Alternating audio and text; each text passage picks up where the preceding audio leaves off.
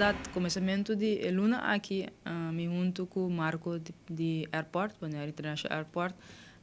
vai a conferência que nós temos conhecido como Roots Americas. A conferência aqui tour está na outra destinação, onde aqui está no Brasil. Tá é momento que nós conversar com a Arolinha, tour Arolinha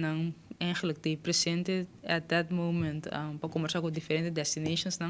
Então, naturalmente, Bonaire também estava presente para seguro conversar com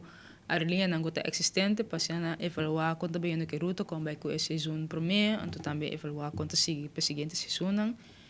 Então, naturalmente, nós está conversando também com a linha novo, que nós está conectado Bonaire ainda, para nós naturalmente também o potencial e necessidade para conectar Bonaire com a segura parte de Sul América. Então, se focus para Roots Américas que estava riba Sul América, para se não milhão indicação como nós está para o Bonaire, que está coisa nós tem em conta com ele,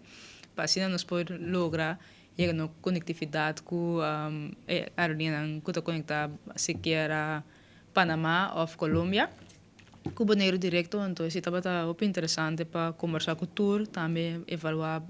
entre outros, quanto bem com a ruta de WestJet, Canadá, e também como para nos manter aqui off, amplia e velo não. Então isso estava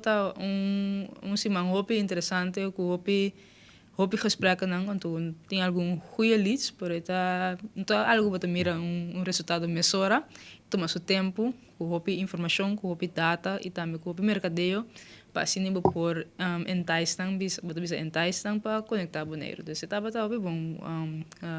conferência, foral e velo não que nós temos agora aqui, como para nos ampliar também, então para manter também, então assim com conferência aqui, então como follow-up, nós seguimos em gesprekken com não, então share data, hope informação e também esforço não quando está assim que nós mira com tem potencial, então isso aqui é importante para o Bonaire.